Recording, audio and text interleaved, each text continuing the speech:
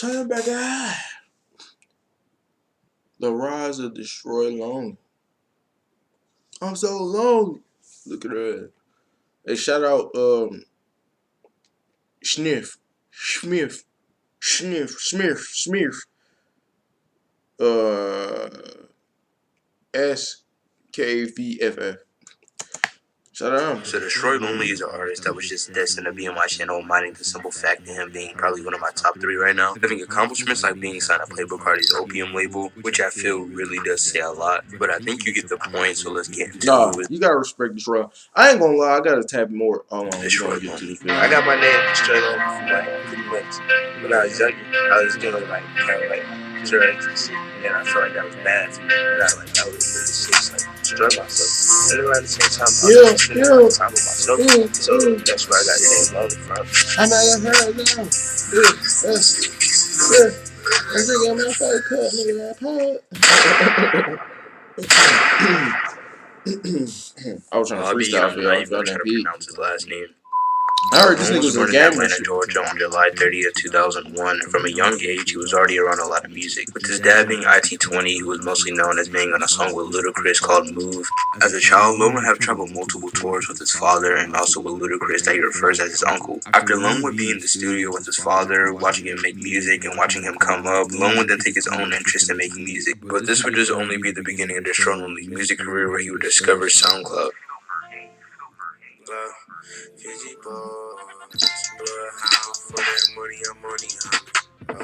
Around 2015 to 2016, this will be what I would call Destroylonely's experimental stage. Lone would start making music, and at the time, he would go by the name of Tundra Boy Lonely. And he would upload his first song on SoundCloud on June 18, 2016. And the name of the song would be Drexler.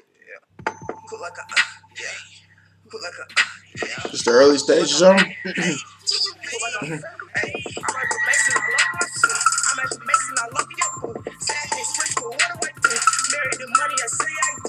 See, I don't hate on nobody. I'm not to do. Oh, that's trash. No, like I like listening to people's early work. Then all the way not like they hear the progression. Then I get some shit I could deal with. Song, this isn't too bad. But randomly at the school that he went to, they just randomly added a studio, and Lone spent most of his time trying to skip class and record in there. With him spending so much time skipping class and trying to record in there, he would learn how to mix his own music and record for himself. From these days on, this would just be Destroylonely's grind to making it music. That's love. That's cool to the studio. It's bitch. Is that word? You can hear that sound. You can hear that Destroylonely sound, honey, evolve into what it sound like now. I can kind of hear it. Y'all can hear that shit too. Clip line. I would call this Destroylonely's grinding stage because he would now know that music would be what he would be doing for the rest of his life. He would have some music videos out, some tapes out, but at this time, most importantly, he would meet his very good friend, Nieces Destroyed. Cookout, yeah. Before, like, right before school started. And it was just like a little cookout. We had to do it at this nigga Mikey house. And we was like, everybody was there and shit. Yeah. And goddamn, Lone was there. We was all smoking and shit. Then I went to school the next day. This nigga Lone was at my school that I had just started going to because I had just moved over to Ellenwood. Then I met this nigga. We was at Stockbridge. And then I walked in and this nigga was right there. I'm like, what the fuck? I'm like, hell yeah, I go here too. And then like, we had seen each other like ride in the bus lane. He said, what bus you ride? I said, I ride this one. He was like, nigga, you live across the street. Get on my bus. Yeah. So I rode his bus. We walked from his house to my house. And then when we got to my house, you know what I'm saying, we chilled. And then like a few days later, we just started making music. Nieces would be on Destroylonely's first ever project, which would actually be a collab tape between them. I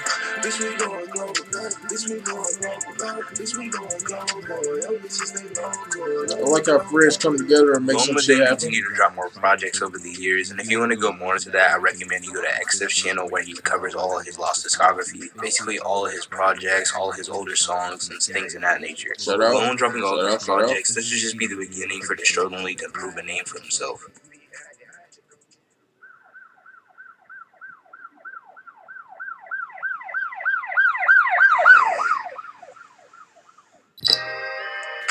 Bang. I just did song Bang on her, right? No, I ain't gonna lie.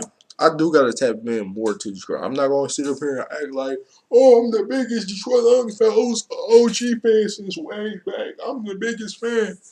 I'm not gonna even rock. I ain't listen to his early work. I ain't listen to a lot of artists early. That's no hate to him, no hate to nobody. I'm just saying.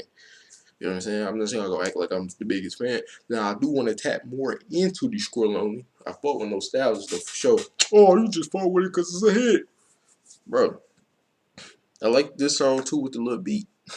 I like the beat. It's another one. He got one with Ken Carson that went hard. The MM. You know, I still gotta learn this shit, man. I just gotta sit down and listen to it. You know, just give me time. Don't rush me. You know what I'm saying? Like, do me right. Everybody watching this video has heard of being considering it being Lone's top 10 most popular songs. At Why the time, do niggas try to fight you when you don't listen to a certain artist like that? Like, I had to, like, why? Like, why do you got those niggas like them gatekeeping niggas? Like, they like, oh, you not a big fan, bro. Like, you don't what you not. It's like, dude, it's a whole another man. Like, you're a meat riding, bro. Y'all know what I'm talking about, but of it dropping, it probably was damn, give Lone's me best time. official song out, so it's not that surprising on why it has 50K videos on TikTok. Lone did say in a recent interview that he hates the song Game because he made it so long ago, and he does say that he hates that TikTok ran the song to the ground. But he did say that he's blessed and he appreciates all the feedback that he got from that song. But I feel like this song is really important to Lone's career, and it needed its own place in the video.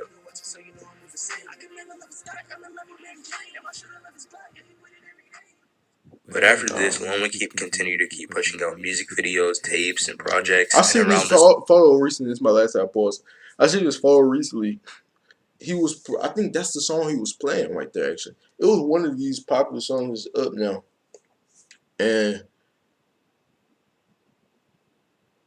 you know he did the Cardi shit too though, cause he waited like 2 years to drop. But no though, I seen this photo. And he was playing some song. He had like four. He was on live. He had like 4 viewers playing like one of his hardest songs, and you know I don't know. That was just something I seen. I'm like, oh, this time dropping some of his keep best working, put together shit. music, You know which what would be I'm saying? dropping a tape called Forever I Love You, which would have one of my favorite Lone songs called Usual. Having dropped songs like Cost Country, Red Dead, and Runts, which all had their own music videos, but they would soon get taken down. Also dropping another tape on August 7th of 2020 called Addicted to Money. Lone would really be proving a name for himself.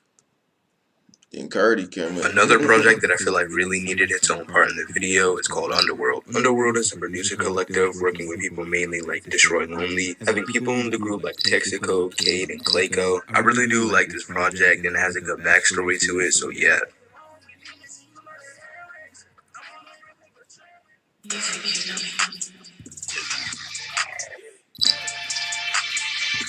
That nigga beat selection go hard though.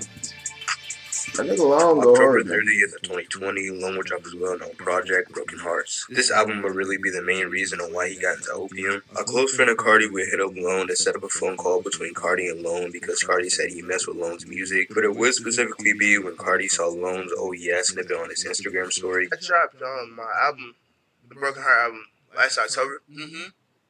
From October to December, that bitch was out. Probably like the end of December. I was just smoking weed one day. His man's Jay, he hit me up, he DM'd me, and he was like, "You hard." Cause I had the Oh Yeah video, the snippet of it on my Instagram. Yeah. He seen the video, the snippet on my page. He DM'd me. He was like, "You hard," and I was like, "Appreciate that, gang." So then, like a few weeks later, he just hit me again, and he was like, "Cardi fuck with you." I'm like, "That's crazy, y'all niggas like call me or whatever." So Cardi called you or he called you? Called me, Jalen called me, and niggas just hit me up. Then bro was like, "He fuck with me or whatever." Locked in ever since then. You went to the studio with him and started working? Yeah, you know what I'm saying. We went to the studio, went up. I was just, it was like it was just real genuine energy. Yeah. And you know what I'm saying, like I fuck with bro. I fuck with bro. Now ending the video off, that was the rise of Destroylonely. Right now, Lone is already working on his next album called If Looks Could Kill. And I'm not gonna lie, from the snippets that I've seen, this album is for sure gonna be good.